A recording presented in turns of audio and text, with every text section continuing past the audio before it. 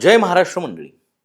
महाराष्ट्राच्या राजकीय इतिहासातील सर्वात चर्चित आणि संवेदनशील हत्याकांडापैकी एक असलेल्या पवनराजे निंबाळकर हत्या प्रकरणाचा निकाल अखेर 20 वर्षानंतर समोर आला आहे.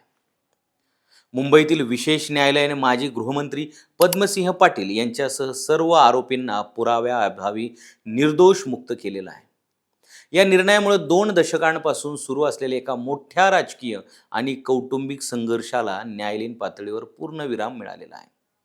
पण एक प्रश्न आजही अनेकांच्या मनात आहे. एकाच घरातील, एकाच रक्ताच्या नात्यातील सख्या चुलत भावांमध्ये इतकं टोकाचं वैर निर्माण झालं तरी कसं? पवनराजे आणि पद्मसिंह पाटील यांच्यात नेमका वाद कशामुळे सुरू झाला? 2004ची निवडणूक इतकी ऐतिहासिक का ठरली आणि 2006च्या हत्येनंतर धाराशिवच्या राजकारणात कोणते मोठे बदल झाले? मंडळी, आजच्या व्हिडिओत आपण पाहणार आहोत पवनराजे निंबाळकर हत्या प्रकरणाची आणि त्यामागील राजकीय संघर्षाची संपूर्ण इनसाइड स्टोरी. नमस्कार, मी पी के भांडवलकर आणि तुम्ही पाहतात सत्ता मंच. बातमी नव्हे तर बातमी मागचं विश्लेषण. मंडळी, चला तर मग मुद्देसूद पाहूया नेमकं काय घडलं. मुद्दा नंबर 1. एकेकाळी दोघांमध्ये होतं विश्वासाचं नातं.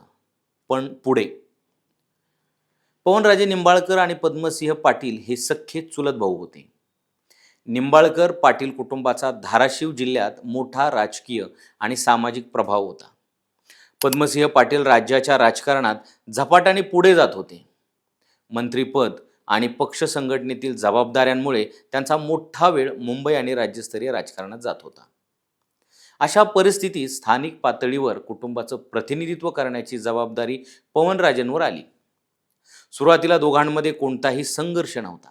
उलट पवनराजे हे पद्मसिंह यांचे विश्वासू सहकारी आणि कुटुंबातील प्रमुख चेहरा मानले जात होते. मुद्दा क्रमांक 2. पवनराजेंची वाढती लोकप्रियता संघर्षाचं कारण ठरली.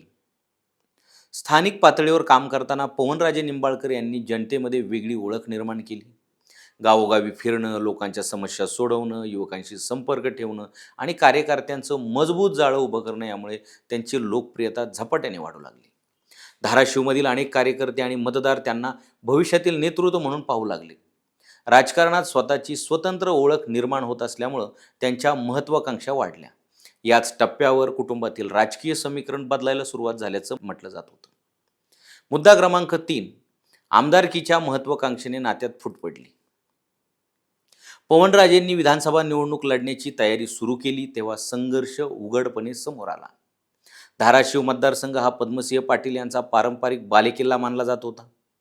त्यामुळे कुटुंबातीलच एक व्यक्ती त्यांच्या विरोधात उभी राहणार ही कल्पनाच अनेकांसाठी धक्कादायक होती. सुरुवातीला समजूत काढण्याचे प्रयत्न झाल्याचं सांगितलं जातं. मात्र पवनराजे आपल्या निर्णयावर ठाम राहिले. यानंतर दोघांमधील राजकीय मतभेद हळूहळू वैयक्तिक संघर्षात बदलू लागले. मुद्दा क्रमांक 4. 2000ची निवडणूक ठरली टर्निंग पॉईंट. 2000च्या विधानसभा निवडणुकीत चुलत भावांमध्ये थेट लढत झाली. एका बाजूला राज्यातील प्रभावशाली नेते पद्मसिंह पाटील होते तर दुसऱ्या बाजूला जनाधार वाढवणारे पवनराजे निंबाळकर होते. संपूर्ण महाराष्ट्राचं लक्ष या निवडणुकीकडे लागलं होतं. अखेर पद्मसिंह पाटील विजयी झाले.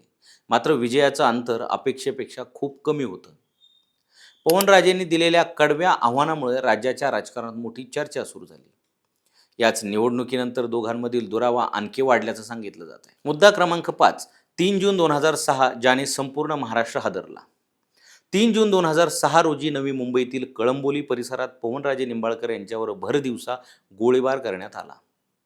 धाराशिवकडे परत असताना त्यांच्या वाहनाचा पाठलाग करण्यात आला आणि त्यांच्यावर जवळून गोळ्या झाडण्यात आल्या. या हल्ल्यात पवनराजे आणि त्यांचे चालक समद काझी यांचा जागीच मृत्यू झाला. महाराष्ट्राच्या राजकारणात खळबळ उडवणारी ही घटना होती, कारण हा हल्ला एका उदयोन्मुख राजकीय नेत्यावर झाला होता. त्यानंतर राज्यभरातून संताप व्यक्त करण्यात आला. मुद्दा क्रमांक 6. तपास, CBI आणि कट रचल्याचे आरोप. या हत्येच्या तपासादरम्यान अनेक धक्कादायक दावे समोर आले. प्रकरणाचा तपास पुढे CBIकडे सोपवण्यात आला. 2009 मध्ये CBIने पद्मसिंह पाटील यांच्यासह इतर आरोपींवर हत्येचा कट रचल्याचा आरोप केला. या प्रकरणामुळे महाराष्ट्राच्या राजकारणात मोठं वादळ निर्माण झालं. पद्मसिंह पाटील यांना न्यायालयीन प्रक्रियेला सामोरं जावं लागलं. काही काळ त्यांना तुरुंगवासही भोगावा लागला.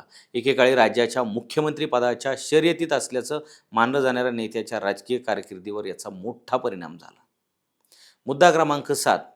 ओमराजे निंबाळकरांचा राजकीय उदय. पवनराजे निंबाळकर यांच्या निधनानंतर त्यांच्या कुटुंबावर मोठं संकट आलं.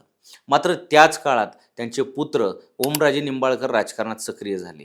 पित्याच्या वारशावर पुढे जात त्यांनी जनतेशी संपर्क वाढवला आणि हळूहळू स्वतःचं नेतृत्व निर्माण केलं. आज ते धाराशिवचे खासदार आहेत. त्यामुळे पवनराजेंच्या मृत्यूनंतरही त्यांच्या राजकीय वारशाला नवी दिशा मिळाल्याचं मानलं जात होतं. मुद्दा क्रमांक 8.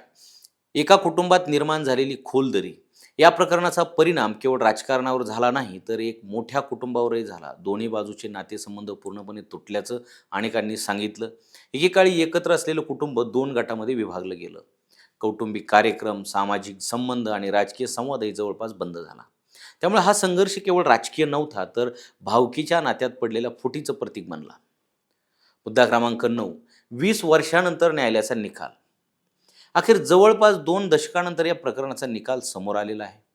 मुंबईतील विशेष न्यायालयाने पुरावे अपुरं असल्याचं नमूद करत सर्व आरोपींची निर्दोष मुक्तता केलेली आहे.